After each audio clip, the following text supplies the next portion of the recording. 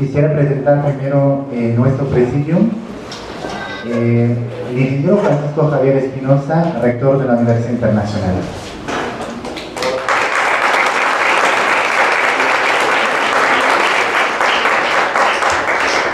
Y nuestro invitado de honor, el embajador, su excelencia, embajador de Bélgica en México, el señor Hans Christian Kim. Bienvenido, señor embajador.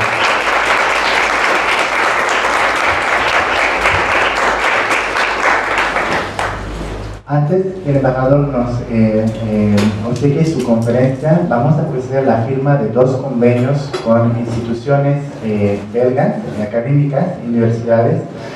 La primera, voy a invitar a Vicky a presentar los convenios al embajador y al señor rector. Es un convenio con la Universidad de Mons. Mons es una ciudad en el sur de Bélgica, universidad francófona, y vamos a firmar un convenio con las facultades de traducción e interpretación y con la facultad de business. Los estudiantes van a poder, a partir del próximo semestre, irse un semestre hasta un año de intercambio en esta universidad. En esta universidad los estudiantes pueden tomar clase en francés o también clase en inglés, y obviamente regresando a la universidad revalidamos sus clases tomadas para seguir con la carrera aquí en México. Mons es una ciudad de tamaño mediano, un poco parecido a Cuernavaca, en la provincia de Hainaut, a unos 40 kilómetros de la ciudad de Bruselas y a unas 2 horas más o menos de París. También cabe mencionar que con este convenio también se prevé la recepción de estudiantes belgas a UNINTER en el marco de prácticas profesionales. El próximo semestre tendremos estudiantes de traducción e interpretación que van a venir a la universidad para hacer unas horas de servicio de prácticas profesionales y de apoyo en el laboratorio de lenguas. Así que jóvenes, si quieren practicar su francés o su inglés, ahí estarán los jóvenes de Bélgica para apoyarlos. Y el segundo convenio es con la Haute École de la Province de Liège. Lieja es una ciudad al este de Bélgica, también en la parte francófona. Ahí la universidad abre sus puertas en todas sus carreras, todas sus licenciaturas, y particularmente en la facultad de business, donde tienen un programa enfocado a comercio exterior y a relaciones internacionales en inglés, jóvenes, para un semestre hasta un año, y también la universidad les ofrece algunas becas para su alojamiento. Entonces, si también a partir del próximo semestre se podrán acercar a la oficina para solicitar su intercambio en esta universidad, la Haute École de la Province de Liège. Liège es una ciudad de tamaño ya más grande que Mons, una de las ciudades más importantes del país, con una vida estudiantil muy activa. Entonces estoy seguro que si deciden irse de intercambio allá, van a vivir una muy buena experiencia. Con estos 2 convenios ya contabilizamos 3 convenios al día de hoy con Bélgica. El primer convenio que hemos firmado era el año pasado con el Instituto de Comunicación Social de Bruselas, con el cual tenemos relación, y hay unos estudiantes belgas que están aquí, son 4 este semestre, y tenemos una estudiante de comunicación en Bruselas hoy en día que está haciendo su intercambio. Voy a presentar de manera breve el largo currículum del señor embajador, que nos hizo el honor de venir de Cuernavaca. Nació en Oudenaarde, en el norte de Bélgica, el 23 de septiembre del 54. Es licenciado en Ciencias Diplomáticas y en Derecho Europeo. Entró en el servicio diplomático el 15 de septiembre de 1981. Trabajó en la Administración Central en Bruselas. De enero del 82 al agosto del 83 fue miembro del gabinete del ministro de Comercio Exterior. Del 83 al 85 agregado en Budapest, en Hungría. También fue miembro del gabinete del ministro de Comercio Exterior nuevamente del 85 al 86. Después fue secretario de la misión permanente de Bélgica ante la ONU en Ginebra, del 86 al 89. Del 89 al 92 estuvo trabajando en la Dirección Europa del Este, por la cual hizo misiones en la ONU, en Ginebra, Rumania, Yugoslavia. Del 92 al 95 fue primer secretario en Yakarta, en Asia. Del 95 al 99 fue consejero en Bangkok. Del 99 al 2002 fue jefe de gabinete del ministro de Justicia en Bruselas. Del 2002 al 2006, embajador de Bélgica en Yakarta. Del 2006 al 2008, jefe de personal exterior. Del 2008 al 2012, embajador en Islamabad. Del 2012 al 2013, embajador en San José y América Central en Costa Rica. Y finalmente, desde el 8 de noviembre del 2013, entregó sus cartas credenciales en México, embajador de Bélgica aquí en la Ciudad de México. Señor embajador, bienvenido, y les cedo la palabra para obsequiarnos su conferencia, la construcción de la Unión Europea y el rol que juega Bélgica en ella. Invito al rector, si gusta, despedirse del señor embajador. Muchas gracias. Buenos días. Señor rector, señor director de la Dirección de Internacionalización, distinguidos profesores, queridos compatriotas, queridos amigos. Es para mí un honor y un placer estar presente en esta ocasión para la firma de dos acuerdos entre la Universidad de Cuernavaca y dos de sus nuevos asociados, la Universidad de Mons y la Alta Escuela de la Provincia de Lieja en Bélgica.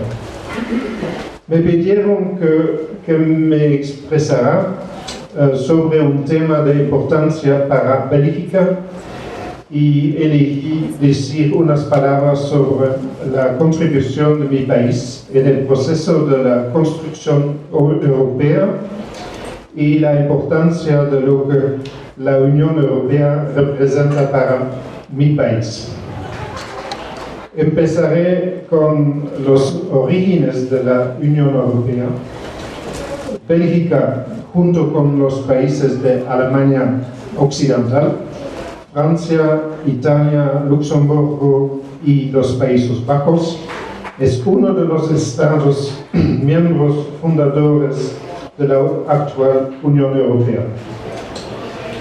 En el 18 de abril de 51, sobre la base de la Declaración Schuman, pronunciada el 9 de mayo 50 por el entonces ministro francés de Asuntos Exteriores, Robert Schuman, los 6 países decidieron firmar el Tratado de París, por el que se creaba la Comunidad Europea del Carbón y del Acero, con el objetivo principal de gestionar de forma común sus industrias pesadas, carbón y acero. Tal cooperación ha dado lugar a una paz duradera entre los Estados miembros, así como un fuerte proceso de democratización en los Estados miembros y los diversos países candidatos. Como consecuencia, la Unión Europea recibió el Premio Nobel de la Paz en 2012. En efecto, es muy importante subrayar y recordar los orígenes y significado de la Unión Europea, porque hoy en día la generación más joven da por sentada esta institución como otro mero elemento del paisaje político europeo. Muchos jóvenes europeos no entienden del todo o no saben que la creación de la Unión Europea dio paso a una nueva época sin precedentes de paz y prosperidad en nuestros países, y que la cooperación institucionalizada entre las naciones europeas cumplió un papel muy importante en en la preservación de la estabilidad del continente, incluso después de la caída del muro de Berlín. Hoy, la Unión Europea emerge de su última reforma institucional, emprendida tras la gran ampliación de sus participantes a 28 países. La supuesta debilidad de Europa y su falta de cohesión dieron como resultado una ola de críticas y proveyó argumentos a los euroescépticos. En mi opinión, estas dificultades demostraron la necesidad no de menos Europa, sino de más Europa, resultando en una unión política más integrada. Estos comentarios me llevan al primer tema de mi presentación, la contribución de Bélgica en la construcción europea. Me dará la oportunidad de señalar una vez más que nuestra fe en Europa está profundamente enraizada en nuestra historia pasada, así como en nuestras aspiraciones presentes. Analizando la evolución de la Unión Europea y de sus instituciones, es esencial considerar los diferentes puntos de vista de los Estados miembros. Como se consideran parte de la entidad europea y por consecuencia cómo se acercan individualmente a la política europea y perciben su futuro desarrollo. Por supuesto, todos los miembros comparten muchos de esos elementos que constituyen el núcleo de nuestro objetivo común para construir una unión más fuerte y más eficaz. De lo contrario, el proyecto entero sería inimaginable. Incluso si los ingleses, los alemanes, los franceses, los checos, los polacos, los españoles, los holandeses y todos los demás poseen diferencias y especialidades que son productos de su respectiva historia nacional e identidad cultural. Por lo tanto, construir un consenso sobre el futuro desarrollo de Europa representa un ejercicio difícil que requiere en una gran medida tomar en cuenta la gran diversidad y generar consenso. Como los otros Estados miembros, la percepción que Bélgica tiene de Europa es fuertemente influenciada por sus antecedentes históricos y por los distintos rasgos que forman nuestra identidad cultural y sociológica. Geográficamente y políticamente, Bélgica está situada en el cruce de caminos de Europa. A través de los siglos, Bélgica, por su locación estratégica y su economía saludable, ha sido un territorio muy codiciado y las grandes potencias europeas intentaron apoderarse de él. De hecho, los belgas han sido sucesivamente gobernados por los franceses, los españoles, los austriacos, los holandeses y los alemanes. Y ciertas batallas de las naciones europeas también tuvieron lugar sobre nuestro suelo, incluso cuando nuestro país no era el objetivo. Los belgas fueron a menudo arrastrados a la fuerza y estas guerras carcelan por completo el sentido, pero que le causarán muchas desgracias. Ahora enfoquemos sobre los aspectos sociológicos y culturales. Una de las principales características distintivas de la sociedad belga, que es sin duda nuestra mezcla de culturas integrando atributos latinos y germánicos. La línea de separación entre las dos poblaciones se estabilizó alrededor del siglo XII. Y esta frontera lingüística, como la llamamos, tropieza con lo que es Bélgica hoy en día. A través de los siglos, este elemento no tuvo tanta importancia, dado que nuestro territorio no tuvo una forma de gobierno centralizada. Y la coexistencia entre estos dos importantes grupos se mantuvo sin choques. Sin embargo, la situación empezó a complicarse mucho después, cuando Bélgica se independizó, lo que juntó dos comunidades distintas en una sola nación. Esto nos lleva a la cuestión de la identidad nacional de Bélgica, que representa, creo, uno de los factores claves detrás del compromiso europeo inquebrantable de nuestro país. El acceso de Bélgica a la independencia en 1830 no fue provocado por el proceso de unificación nacional. Fue más bien el resultado de la turbulenta historia de Europa. Eso explica que en gran parte de la carencia de un profundo nacionalismo entre los belgas. Sin embargo, tenemos mucho en común. Superando la división lingüística, los belgas comparten una cultura muy similar. Sus costumbres y modo de vivir presentan grandes analogías.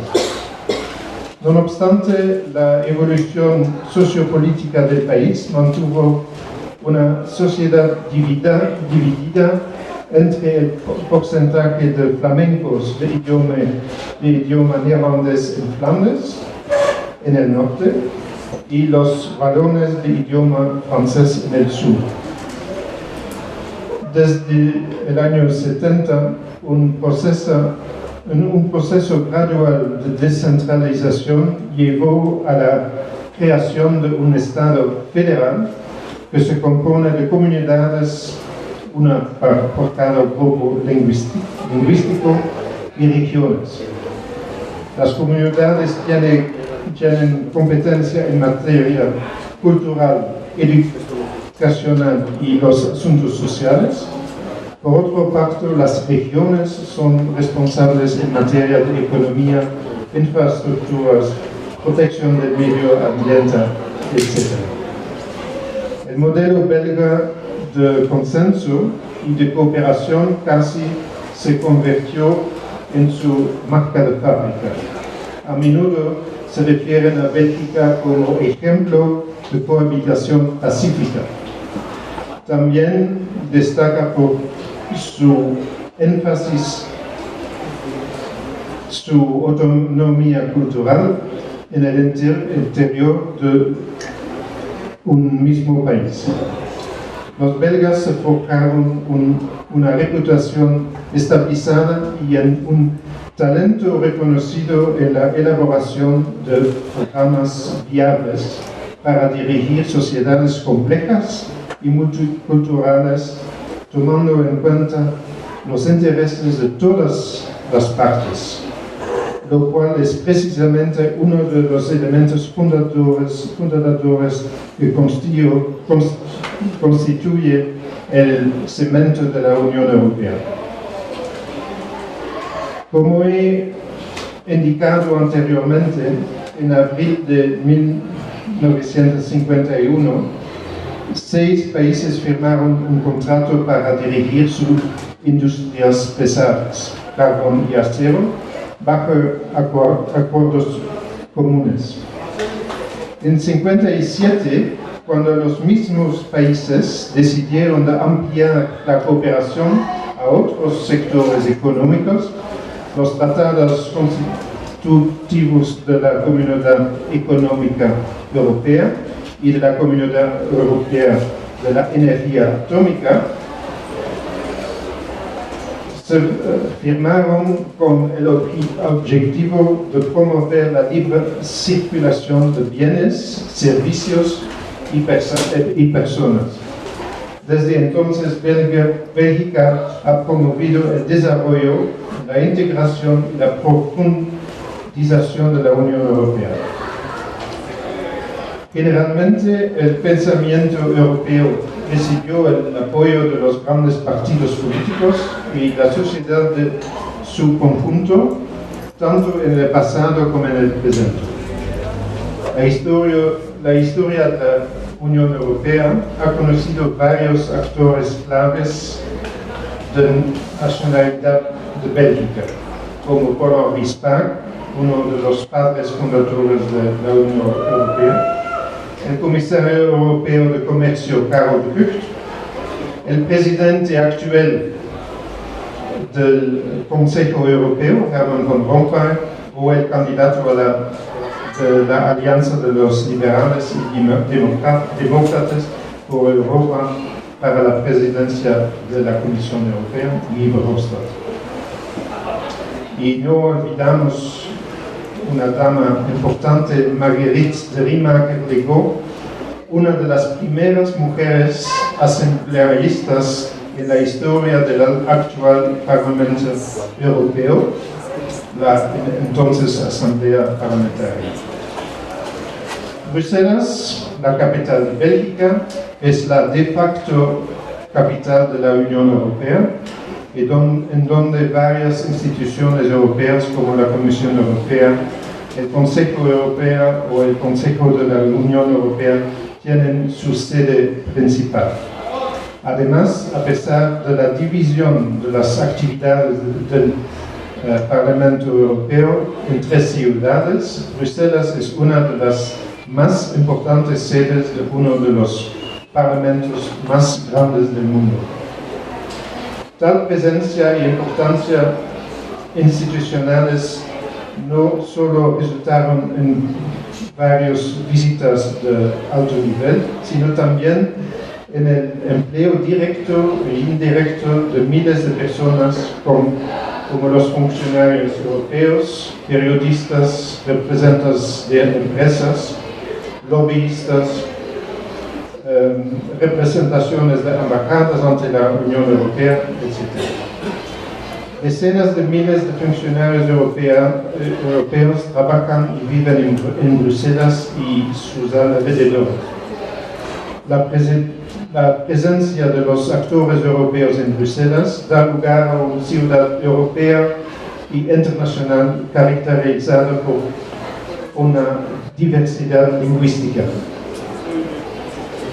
La membresía belga en la Unión Europea y la creación del mercado común resultaron muy beneficiosas para una economía pequeña, abierta y globalizada como la de Bélgica.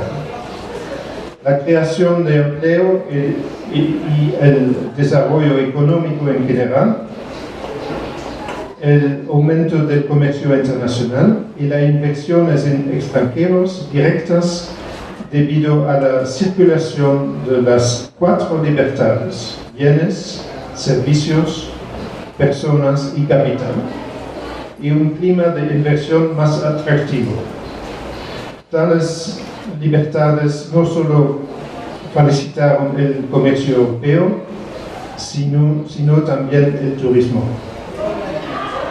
Diversos objetivos y enfoques políticos de Bélgica también son compartidos para la Unión Europea, resultando en una mayor influencia política indirecta con respecto a la eficiencia y la eficacia en los asuntos económicos y políticos internacionales. Además, no se puede subestimar la importancia de las políticas europeas en cuanto a los problemas transnacionales como el cambio climático o el crimen organizado. Varios problemas en el mundo globalizado de hoy necesitan una respuesta coordinada y cooperativa o una solución completamente supranacional. La membresía en la Unión Europea también beneficia a los estudiantes, profesores y investigadores europeos a través de tales programas educativos como Erasmus y Marie Curie, como ustedes sin duda saben. Muchas gracias por vuestra atención. Gracias.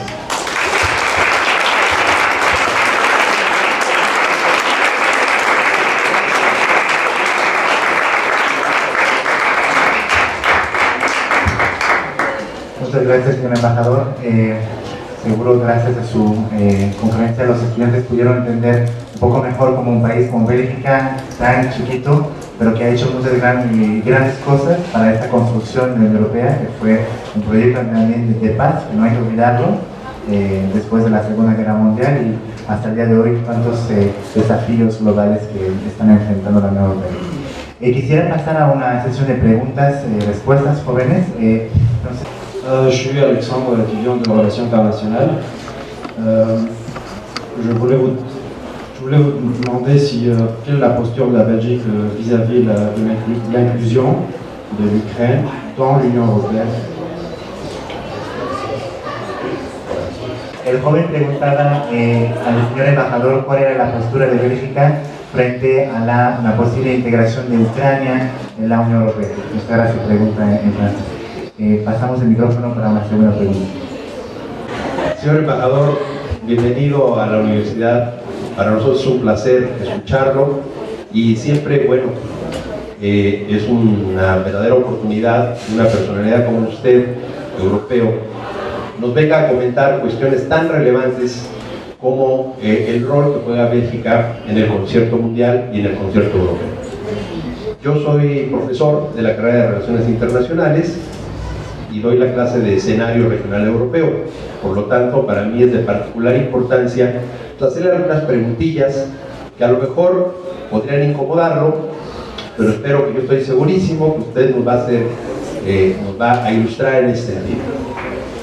Sin duda, históricamente, Europa ha sido el escenario en el cual el Estado Nacional ha sido, digamos, el instrumento jurídico, político, creación de los países europeos.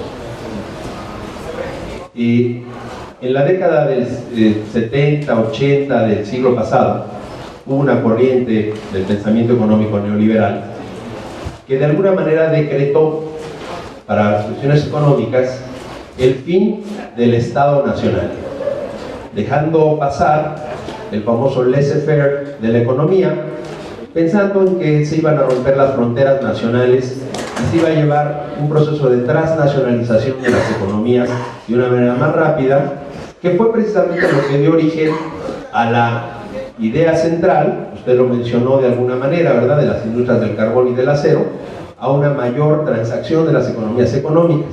Se transnacionalizó el capital, pero también se transnacionalizó en Europa la mano de obra. Eso fue muy importante, usted lo comentó. Bienes, personas y capitales, ¿no es cierto?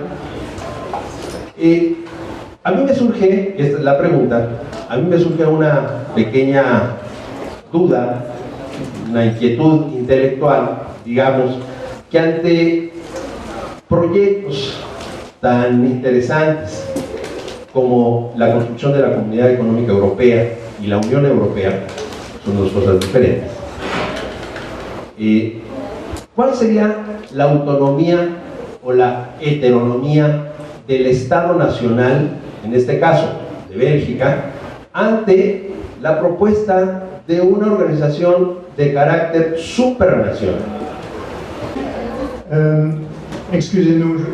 Excusez-moi, je vais répondre en français, ce sera traduit parce que c'est plus facile pour moi. Ça fait qu'un an que je suis au Mexique, donc mon espagnol n'est pas encore. peut-être la première question sur l'Ukraine. L'Ukraine, pour l'instant, on ne parle pas que l'Ukraine va devenir membre de l'Union européenne.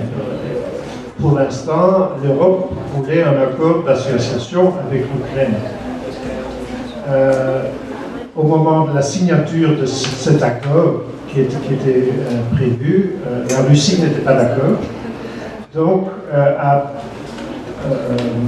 mis la pression sur l'Ukraine de faire autre chose. L'accord d'association va se faire dans les années qui viennent, mais il n'y a pas question pour l'instant que l'Ukraine devienne membre de l'Union européenne. Il y a tellement d'autres pays qui sont déjà candidats. Et le nouveau président de la Commission a dit qu'il n'y aura pas de nouveaux membres dans les 5 ans à venir. Aucun. Parce que maintenant nous sommes à 28. C'est déjà beaucoup. Il faut d'abord, je crois, approfondir avant d'élargir de nouveau. Parce que surtout les 10 pays qui nous ont joints il y a 10 ans, il faut digérer tout ça, il faut commencer à se connaître et apprendre. El señor embajador comenta que no se habla de la integración de Ucrania en la Unión Europea de ninguna manera de momento. Sí se está evocando un acuerdo de asociación con Ucrania, como otros países pero periféricos a la Unión Europea, aunque sí Rusia ha emitido varias objeciones y que se está trabajando para firmar este acuerdo en los meses a venir para tener como socio privilegiado a Ucrania. Dice que el presidente de la Comisión Europea fue muy claro, no habrá ninguna integración de nuevo miembro en la Unión Europea durante los 5 próximos años, ya que ya son 28 países y tienen que aprender a conocerse y a trabajar juntos, y más desde la integración de 10 nuevos países hace 10 años. Entonces hay que dejar tiempo para digerir estas integraciones y aprender a conocerse para después imaginar nuevas integraciones.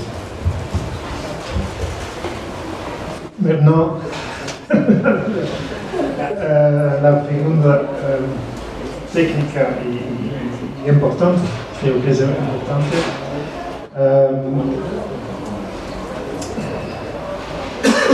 Deux réflexions sur la réflexion sur le fait que l'Union européenne c'est plutôt une coopération qui est basée sur l'économie et le profit et disons là je crois qu'en Europe on a deux écoles qui se confrontent même maintenant quand on est en période de crise. C'est la position plutôt de l'Allemagne et des Scandinaves qui veulent mettre de l'ordre dans les budgets de tous les États. Et il y a la position qui est présentée par la France qui veut pas uniquement mettre les budgets en ordre, mais qui veut aussi investir de l'argent dans le développement social de tous les pays de l'Union européenne. C'est un débat qui se fait depuis des années et que maintenant on est en train de résoudre avec la nouvelle commission.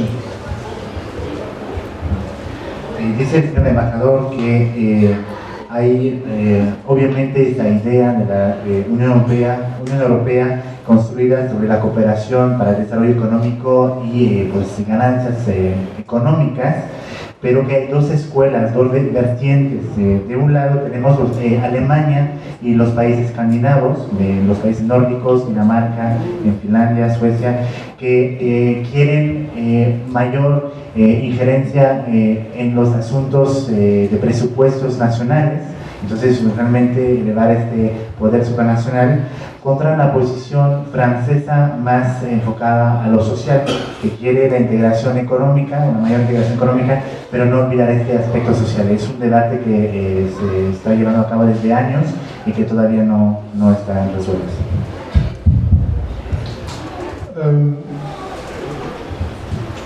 disons, le thème social sera pour les 5 années à venir une des priorités pour l'Union européenne, pour toute l'Union européenne.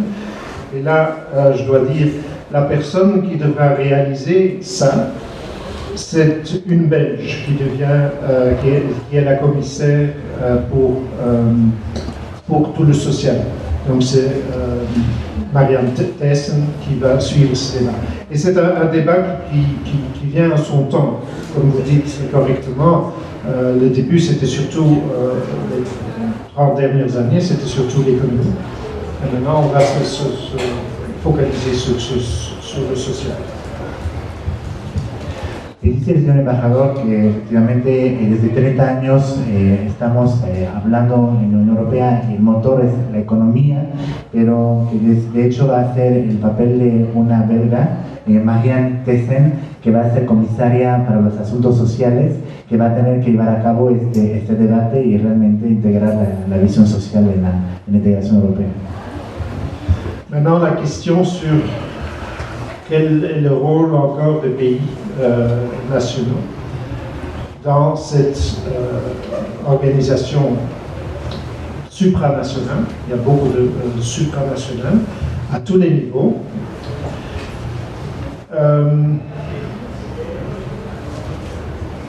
Peut-être, je vais peut-être essayer d'expliquer le supranational, parce que ça c'est quelque chose qu'en dehors de l'Europe, on ne connaît pas. On n'a pas encore parlé, pour l'instant, le Mexique est avec l'Alliance Pacifico, avec 4 pays de la région, mais c'est une collaboration, c'est basé sur le libre-échange aussi économique.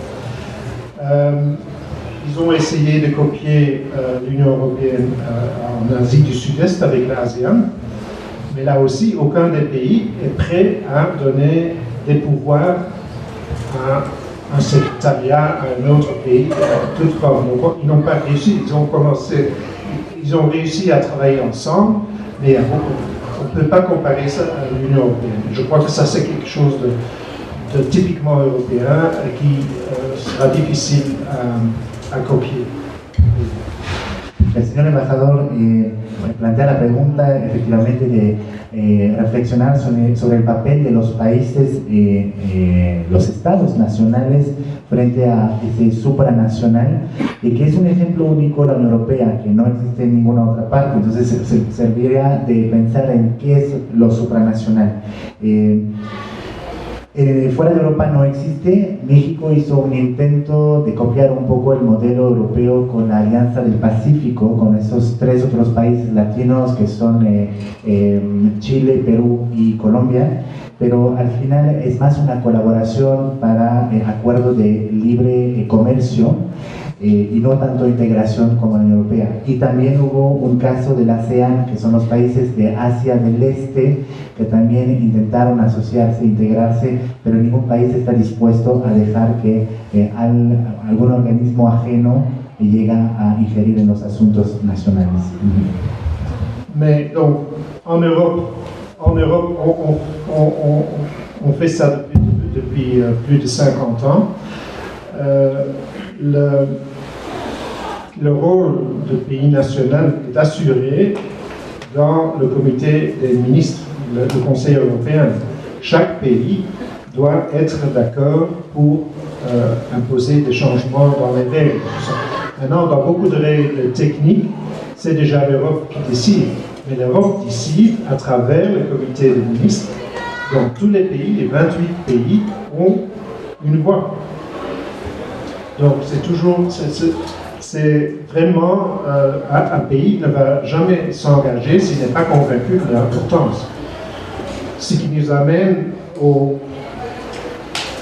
la supranationalité sur le plan technique existe vraiment, parce que dans certains conseils des ministres, le poids des votes des ministres dépend de la population du pays, la population, pas le PNB.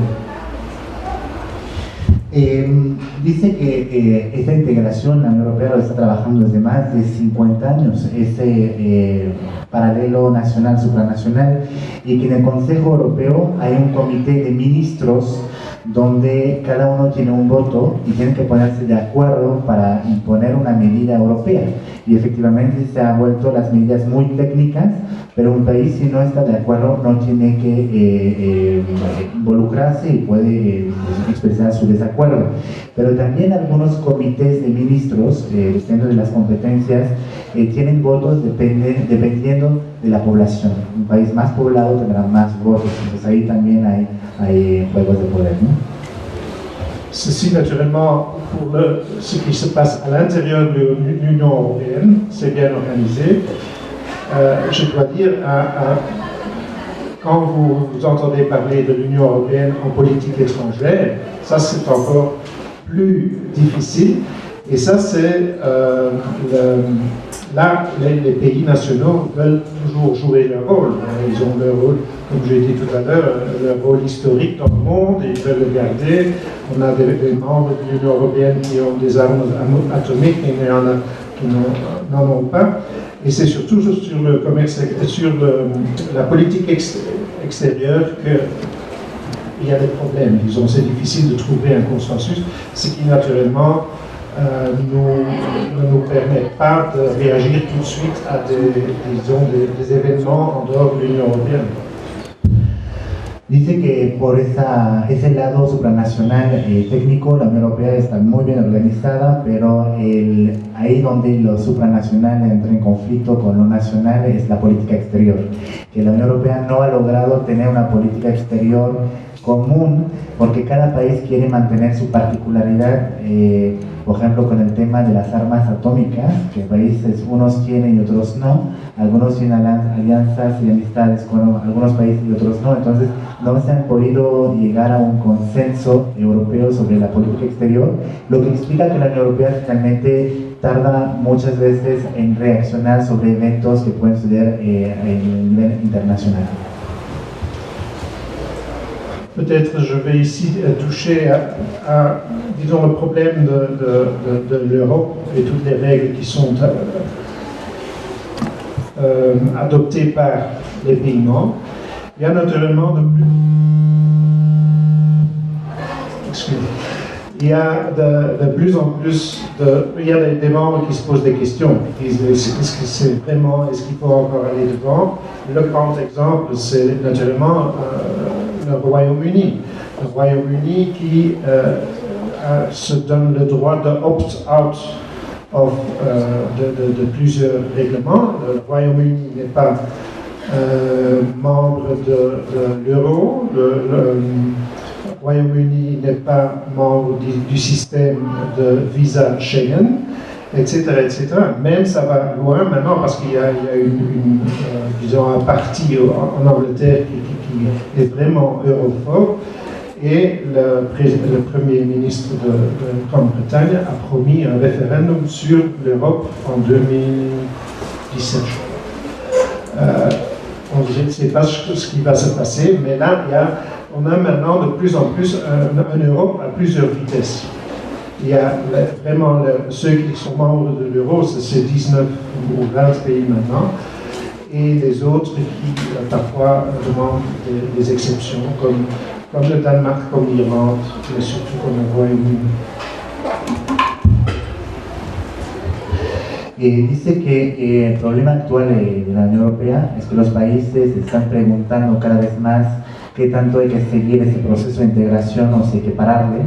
Y uno de los grandes ejemplos es el Reino Unido, que él se otorga el derecho a no entrar en algunas medidas políticas europeas, como es la política de la moneda única, el euro, que decidió no adoptarla, o también entrar en las políticas de la visa Schengen, ese espacio Schengen que comparte fronteras, y el Reino Unido se excluyó de este asunto.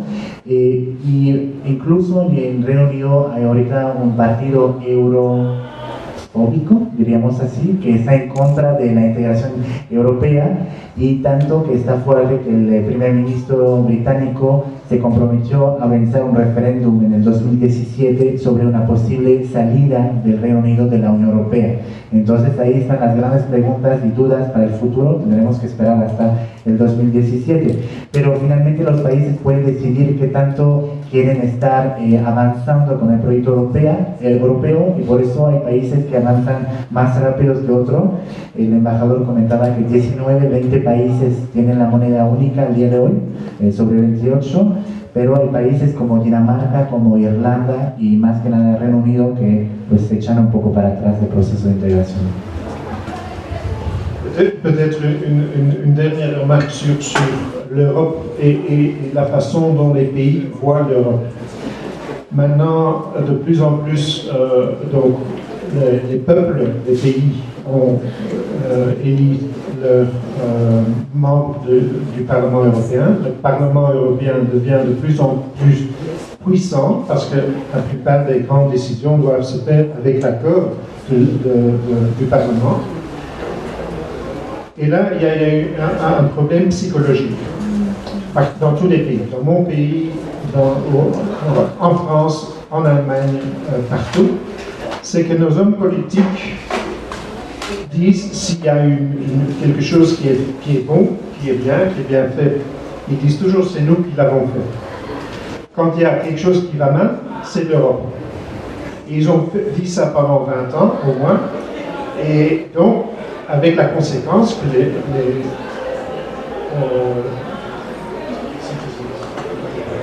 les citoyens, disons, de plusieurs pays se posent de plus en plus de questions. Aux dernières élections parlementaires, disons pour le Parlement européen en mai de cette année, il y a 25% des gens qui ont voté pour des partis europhones. Ça veut aussi dire qu'il y a 75% des Européens qui sont toujours pro-l'Europe. Mais ça, c'est un peu la faute des hommes politiques dans tous les pays aussi.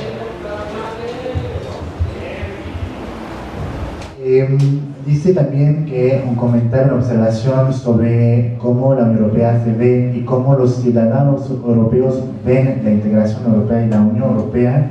Hay una gran crisis y problemas fundamentales en todos los países, en Bélgica, en Francia, en Alemania. En todos los países se observan los mismos problemas, que los políticos nacionales, cuando algo se está haciendo bien en el marco de la Unión Europea, dicen que ellos son la causa de ese éxito.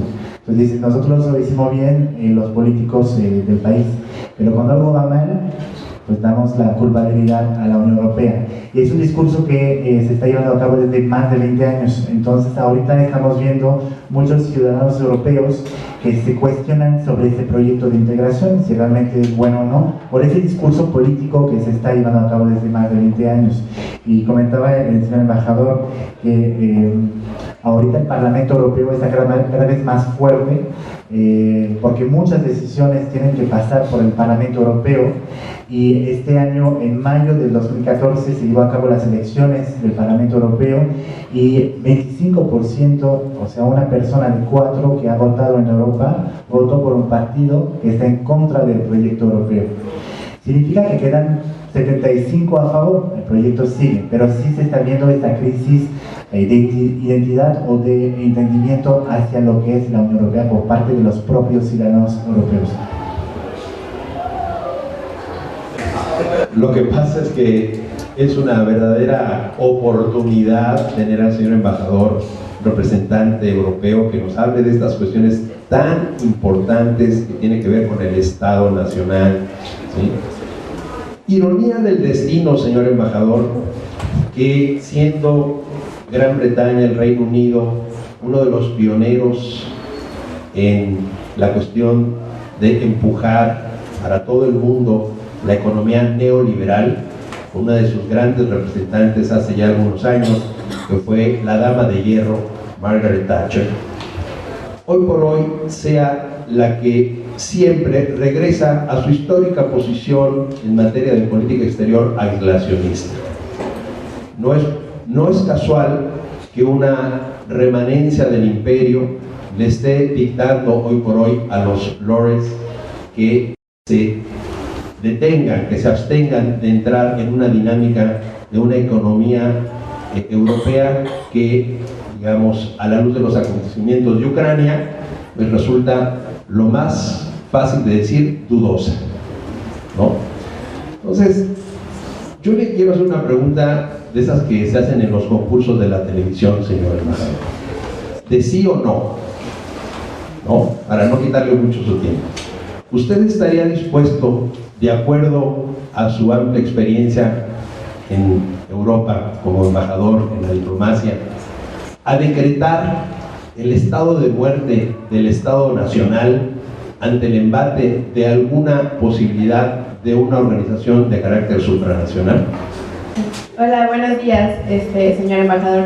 Yo soy Diana Mejía, soy alumna de quinto semestre de la carrera de Relaciones Internacionales y mi pregunta es, ¿cuál es la postura de su país, o bueno, de la Unión Europea también, con respecto a los acontecimientos que han pasado en México de los 43 desaparecidos de Ayotzinapa?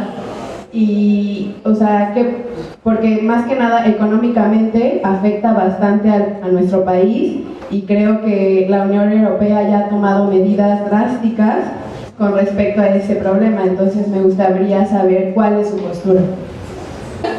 Estado Nacional, Gran Bretaña, creo que para Bélgica es más simple, somos pequeños, somos en el centro de Europa y no tenemos una historia imperialista. Hay al menos dos países de la Unión Europea que creen que estamos como antes de la Segunda Guerra Mundial. Francia, Gran Bretaña, Italia también. El mundo cambia. Et à chaque problème qu'on a, il faut essayer de trouver une solution. Je peux donner l'exemple de la crise financière 2008 qui a commencé aux États-Unis, qui n'a pas été créée par l'Europe. Là, l'Europe était devant des faits n'avait jamais vu. Donc il y avait le système bancaire qui ne fonctionnait plus, il y avait beaucoup d'institutions financières et internationales qui ne fonctionnaient plus, et on a trouvé les solutions. Maintenant, le contrôle des banques, comment ils agissent, c'est fait par l'Europe, c'est fait par la Commission européenne. Maintenant, par exemple aussi pour le budget, les budgets nationaux des 28 pays, doivent d'abord passer par la Commission européenne pour être approuvés avec les commentaires avant qu'ils peuvent être impliqués dans les 28 pays. Moi, je sais pour mon pays, ça a été fait cette semaine. Le nouveau Premier ministre que nous avons a reçu quelques remarques sur son budget qui était prévu pour l'année prochaine. Donc l'Europe est en marche tout le temps. Il y a des problèmes, il y a beaucoup de problèmes. Mais après chaque crise, je crois que l'Europe a grandi. Et spécialement après la crise financière de 2008-2010, je crois que maintenant nous avons les institutions pour éviter les problèmes qu'on a eus à ce moment-là. Dice el señor embajador que para cada problema hay que encontrar una solución. Entonces, toma el ejemplo de la crisis financiera del 2008, que no es una crisis que inició en Europa, sino en Estados Unidos, y por la cual la Unión Europea tuvo que responder sin tener previo experiencia a esa crisis. Pudo encontrar soluciones porque el sistema bancario ya no funcionaba a nivel internacional y ahorita instauró un control de los bancos en la Unión Europea, y eso es algo positivo. Y en la Unión Europea cada país tiene que presentar su presupuesto anual a la Unión Europea, quien va a emitir comentarios para que después se aplique en los países. Y comentarles a un embajador que esta semana el primer ministro belga recién elegido ha presentado su presupuesto y que recibió varios comentarios de la Unión Europea en cuanto a llevar ese presupuesto de manera más sana y más saludable. Y dice que para cada problema o cada crisis Europa sale más enriquecida y más fuerte, y por eso pues sigue con esta idea de que buscar soluciones a los problemas. la question difficile maintenant.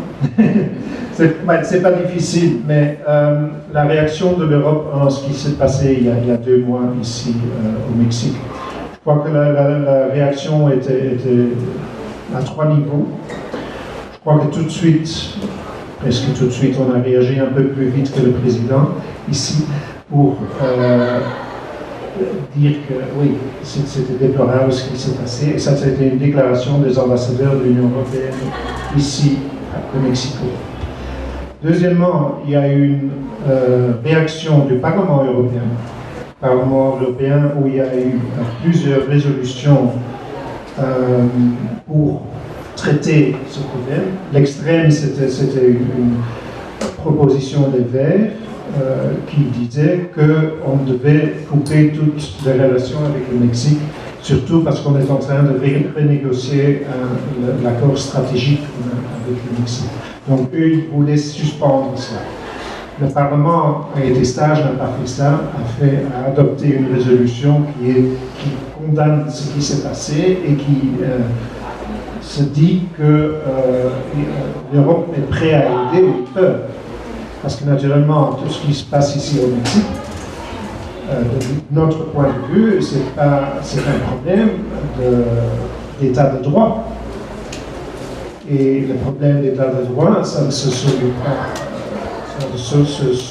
pas tout de suite. Mais je crois que certains pays européens, en tout cas l'Union européenne, a dit aux partenaires mexicains que s'ils ont besoin d'aide pour ça, que nous sommes là pour aider avec notre expérience, pour aider comme on peut. Aider, par exemple, parce que je l'ai mentionné dans ce discours, par exemple, l'expérience que nous avons avec le crime organisé. Nous avons eu des problèmes, nous avons toujours des problèmes en Europe, mais nous avons là aussi coopéré depuis des années contre le banditisme et les crimes organisés. Donc ça se fait aussi tout le temps. Peut-être qu'on peut aider dans ce sens-là au Mexique, mais je crois que nous sommes prêts à aider où nous pouvons. Naturellement, ce n'est pas à nous d'ingérer dans ce qui se passe au Mexique. On peut observer, on peut essayer d'aider, et ce n'est pas à nous de condamner un gouvernement ou une partie de la population. Je crois que tous les liens doivent rester ouverts pour voir comment on peut sortir de cela, parce que vos meilleurs ambassadeurs dans le monde sont les ambassadeurs européens et d'autres aussi naturellement, qui sont ici au Mexique, parce que nous connaissons un peu mieux ce qui se passe au Mexique, ce que les autres, par exemple, lisent dans les journaux.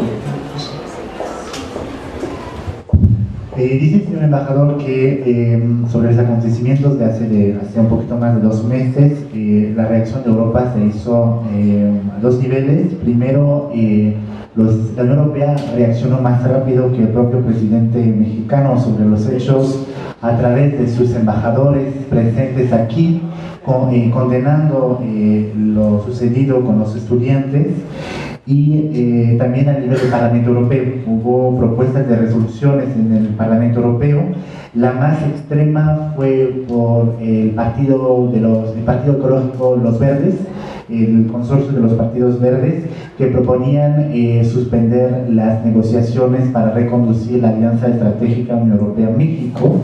El embajador opina que afortunadamente no se dio esa resolución y el Parlamento Europeo adoptó una resolución para sí condenar los hechos y proponer apoyo, ayuda a México en cuanto a toda la experiencia que tiene la Unión Europea sobre el crimen organizado.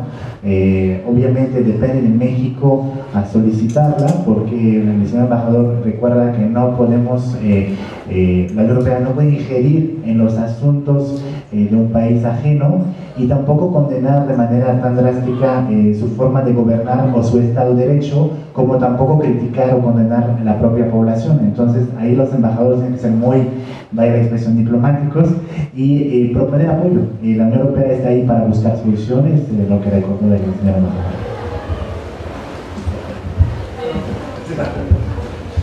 Non, une chose, je retire ma remarque sur le président. C'était pas que retira su comentario sobre el presidente.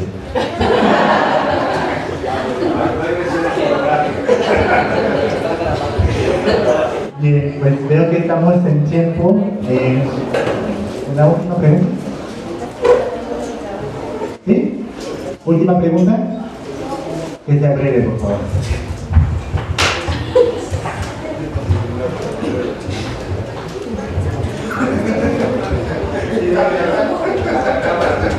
Buenas tardes, mi pregunta es acerca de la salida del Reino Unido de la Unión Europea, si afecta al euro y si no lo afecta económicamente, ¿por qué la Unión Europea no acepta la salida del Reino Unido? Y otra, las monedas que valían menos que el euro y que ahora son parte de la Unión Europea y entraron en crisis ya que ahora su moneda vale más y los costos suben más, como en España. ¿Qué ha hecho la Unión Europea para ayudar a estos países como España?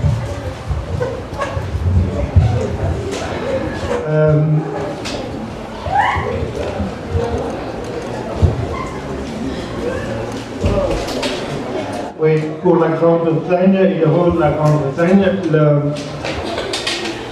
je crois que la Grande-Bretagne doit faire ce qu'elle veut, si elle va se retirer de l'Union européenne. Là, je dois dire, les textes de l'Union européenne ne prévoient pas un retrait de l'Union européenne. Ça peut se résoudre. Et maintenant, il y a de plus en plus d'hommes politiques qui disent si la Grande-Bretagne peut quitter l'Union européenne, du coup, c'est à la Grande-Bretagne de répondre à la question. C'est pas le reste de l'Europe. Si le reste de l'Europe va acter que la Grande-Bretagne veut quitter, alors c'est un fait et il faut accepter. Ok, el señor embajador recuerda que pues, el Reino Unido, si quiere salirse de la Unión Europea, que lo haga, que los demás países no tienen que juzgar o opinar sobre el tema, ella puede decidir su salida, pero los textos no prevén una salida del país de la Unión Europea, entonces sería algo nuevo que habrá que buscar soluciones a ese tipo de problema, imagino en la parte jurídica, pero si el Reino Unido quiere salirse, que se salga, y varios hombres políticos europeos están comentando cada vez más que si el Reino Unido quiere salir, pues que salga. Alors la question économique des crises financières, qu'est-ce que l'Europe a fait pour... il n'y a pas uniquement l'Espagne, il y a les PICS, on les connaît les PICS, Portugal, Italie, Grèce et Espagne. So, I don't know je ne connais pas les chiffres, mais ils ont donné des milliards et des milliards et des milliards d'euros à ces pays pour les aider à sortir de la crise. Pour certains pays, ça a aidé, ils sont dans la bonne voie. Je crois que l'Espagne est en bonne voie, le Portugal aussi, l'Italie c'est un peu plus difficile. Le grand problème qu'on a toujours eu, c'est la Grèce. Mais la Grèce, heureusement, c'est une économie un peu plus petite, donc c'est plus facile à gérer. Mais je crois que la solidarité européenne a joué pour les 4 pays. Ça, il n'y a pas de doute. Il y a eu des questions dans certains pays, comme en Allemagne, comme aux Pays-Bas, dans les pays scandinaves, qui disaient oui, est-ce que nous devons payer pour les fautes des autres et la malgérance des autres pays? Ça, c'est autre chose, mais à la fin, disons, l'aide a été donnée. Dice el embajador que durante la crisis, y no solamente de España, sino que de Portugal, de Grecia, de Italia, no sabe bien los números, pero la Unión Europea ha aportado ayuda, miles, y falta decirlo, millones de euros para sacar de las crisis esos países en virtud de este principio de solidaridad entre países. Que sí es cierto que países como Alemania o los países nórdicos han cuestionado por qué tenemos que ayudar y dar dinero a esos países que finalmente llevaron a cabo una mala gestión financiera pública, pero pero que al final el principio de solidaridad prevaló y que se ayudó a los países que ahorita pues piensan que van mucho mejor, como es el caso de España o Portugal, que Italia todavía tiene dificultades y que Grecia, bueno, ha tenido dificultades y sigue teniéndola, pero esa economía es más pequeña, más chica, entonces que no es tan problemático como otros países y que pues ahí está Europa para el apoyo a este país. Pues creo que ya llegamos al tiempo, señor embajador. Me voy a permitir entregarle su reconocimiento.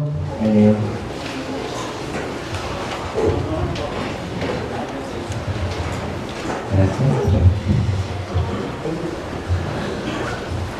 Me voy a permitir leerlo rápidamente, señor embajador. Reconocimiento al excelente señor Hans Christian Kim por haber impartido una conferencia magistral a estudiantes de la licenciatura en Relaciones Internacionales de la Universidad Internacional el día 27 de noviembre, firmado por el señor rector y por su servidor. Muchísimas gracias.